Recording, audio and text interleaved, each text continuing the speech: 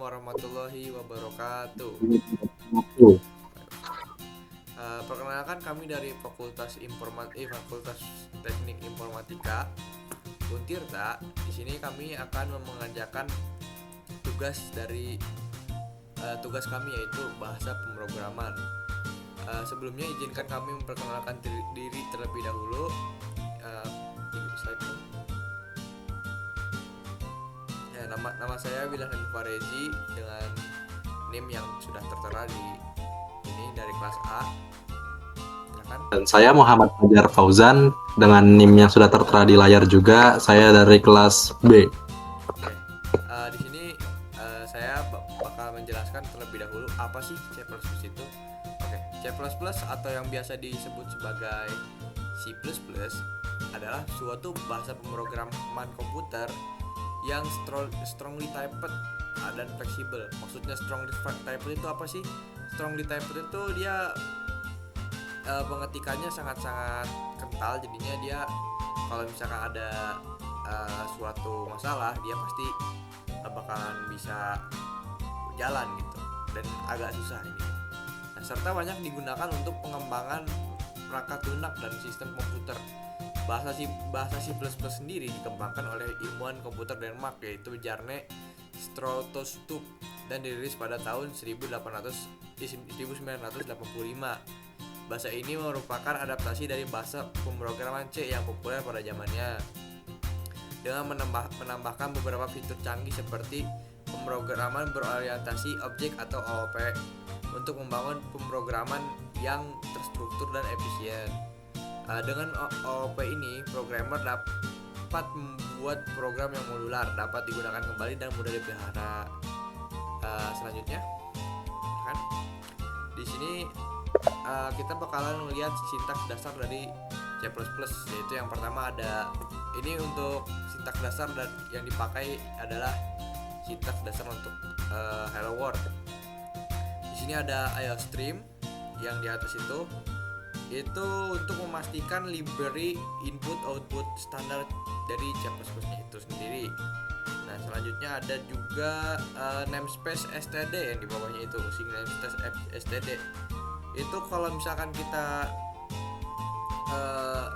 pakai C++ itu pasti harus ada itu dulu buat sebagai standarnya. Lalu ada juga intermain yang merupakan fungsi utama dari si program C++. Jadi kalau misalkan nggak ada intermain itu nggak bakal bisa jalan. Kalau buat code buat apa bang? Code itu buat kayak menampilkan di programnya menampilin apa gitu. Oke, kalau return zero itu berarti program selesai di situ. Oke, boleh dilanjut. Kenapa sih harus C++? Nah, pertama alasannya belajar dasar dengan kuat. Ya, belajar dasar dengan kuat itu berarti kalau misalkan teman-teman mau belajar pemrograman itu C++ itu sangat-sangat bagus, soalnya dia dasarnya kayak rumus-rumusnya kayak gitu kental banget gitu. Terus pahami kerja komputer, disiplin yang tinggi. Nah, tadi juga yang disiplin tinggi ini masuk sama belajar dasar yang kuat ya. Terus dipakai di dunia industri dan mudah pindah ke bahasa lain. Kenapa mudah? Karena C++ ini bahasanya kompleks sehingga ketika Anda berubah ke bahasa yang lain, itu bahasa yang lain terasa lebih mudah sedikit lah, terutama bahasa-bahasa yang mudah seperti Python. Nah, selanjutnya untuk bahasa pemrograman lain yaitu yang kita contohkan itu bakalan Python, itu akan disampaikan oleh teman saya. Silakan Fajar, waktunya. Nah, sebelum kenapa Python, jadi kami sengaja membahas sedikit tentang Python karena seperti yang Bapak Dimyati sampaikan, bahasa Python belum sempat dipelajari di kelas ini bahasa karena Hampura. Karena seperti yang Bapak Dimyati sampaikan, bahasa Python belum sempat dipelajari di kelas ini. Jadi kami ingin memberi sedikit gambaran awal supaya nanti saat memasuki mata kuliah bahasa pemrograman 2, kita semua termasuk Bapak dan teman-teman yang sudah punya bayangan tentang seperti apa sih bahasa Python ini. Nah, kenapa Python? Alasannya itu karena sintaksnya sederhana. Sintaksnya sederhana, jadi kayak nanti akan ada contohnya seperti ini. Dan sintaks sederhana itu jadi tidak sebanyak C++ yang sebelumnya bisa dilihat. Untuk membuat hello world saja, dia memerlukan kurang lebih 1, 2, 3, 4, 5, 6, kurang lebih 6 baris, sedangkan Python hanya perlu satu baris ini saja.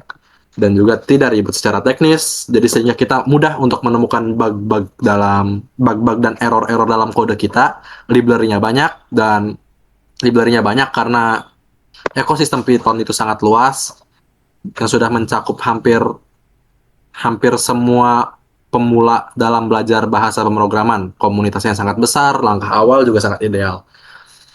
Jadi di sini C++ dan Python sama-sama bahasa pemrograman yang kuat, tapi memiliki tujuan dan karakter yang sedikit berbeda.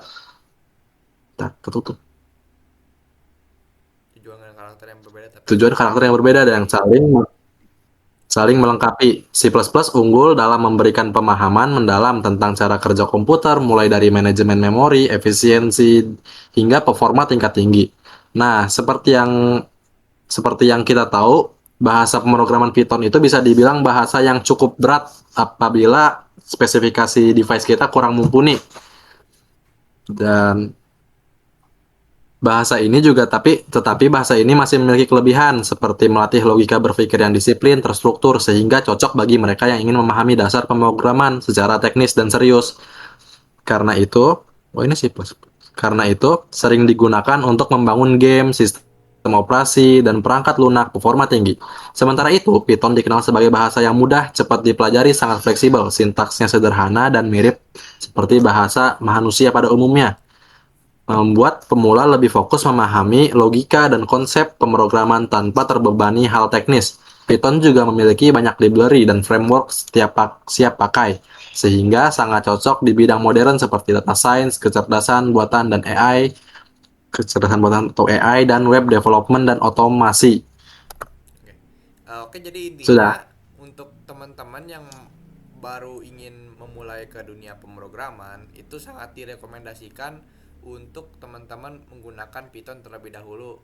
Kenapa? Karena Betul. untuk pengenalan diri terlebih dahulu lah. Nah, kalau misalkan udah pengen mau nantang diri sendiri gitu atau mau langsung jago gitu biar nanti kedepannya lebih mudah, itu teman-teman bisa langsung ke bahasa pemrograman C++. Bisa Karena mulai dari karena C++ itu ibarat pilarnya lah, bisa dibilang, untuk buat awal-awal. Jadi ibaratnya itu C++ tuh kayak pondasi rumah yang kokoh, sedangkan Python tuh ada alat yang cepat bangun rumah. Jadi kalian bisa mudah cepat untuk paham dari bahasa Python. Cuma minusnya ketika kalian diberi tugas menggunakan bahasa yang sedikit rumit, kalian akan mengalami ya setidaknya sedikit kesulitan untuk beradaptasi gitu. Betul. Oke, kita tutup saja ya. Ya, sudah. Sekurang lebihnya itu saja video dari kami. Sekurang lebihnya mohon maaf. Assalamualaikum warahmatullahi wabarakatuh. Siap.